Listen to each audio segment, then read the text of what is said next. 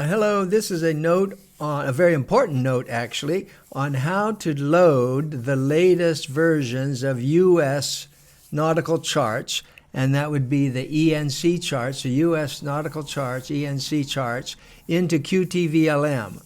And I say it's an important video because we have several videos on this topic which I've just discovered are essentially outdated because of new improvements in the functionality in qtVlm.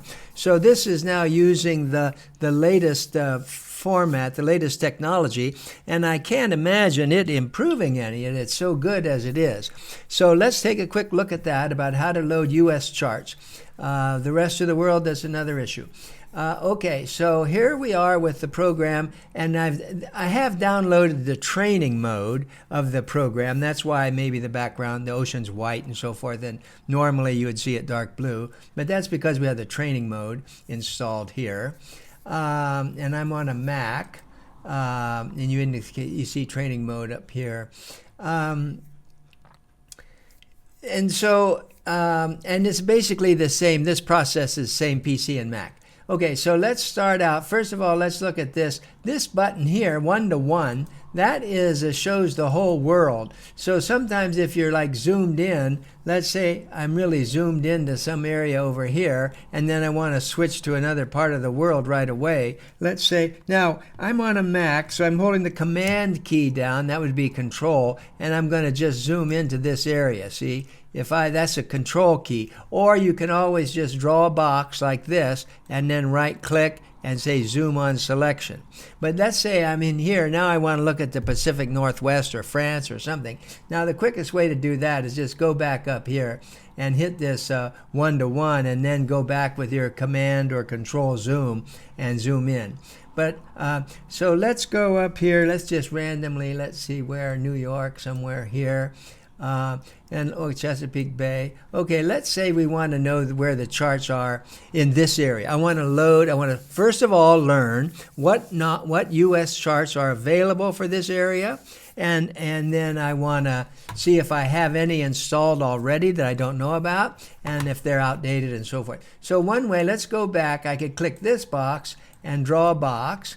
Or the alternative is I can hold the Shift key down and draw a box. So that's a Shift key and draw a box. And then once you have your box drawn here, which is this key, then you right click and say Install or Update NOAA ENCs. All right, so what that's going to do is open this dialog here. That's going to be how many charts? Oh, there's 142 charts in that area. That's a lot. Let me, for the time being, I'm just going to close this and say none and okay.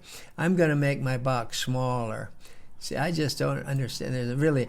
So what that means is these charts up here have been reschemed. So there's a whole bunch of small, large-scale charts. Let's just take a little, here, Command. Let's go right here. This area right here. Okay, so I'm going to go here. I'm going to draw my box just at that entrance. Right click, install charts. Okay, now what am I down to? Well, 49. That's not bad. Okay, so there's this dialog. Now this shows me, first of all the charts that are there that are available. These are every one that's available. These are the edition dates. These are the scales. Now I can zoom. I can sort here. That's a large. This is the ocean charts, the real small scale, and then these are all these new reschemed charts that will be either 1-to-12 or 1-to-20, 22. And so that's those, and then they'll tell me the status. And none of these are installed. So for now, what I'm going to do is I'm just install all of these. So I'll just say all, and that just selected all, and then I go over here and install. Likewise, I could remove certain charts or just update certain charts, or I can see if I have some that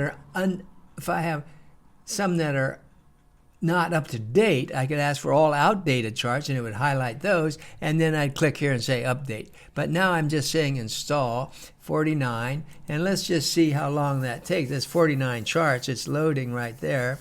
And we have fairly good connections here, but that's typical. It doesn't take long. And so that is that. It's okay. I'm done. There's the issue dates and so forth. Then it rebuilds a catalog, but it's not showing them because I don't have the vector charts turned on.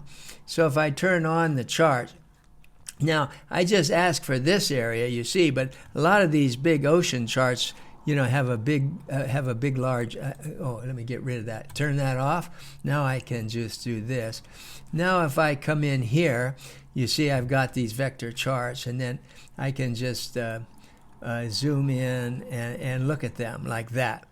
So that's the process. Now one important note.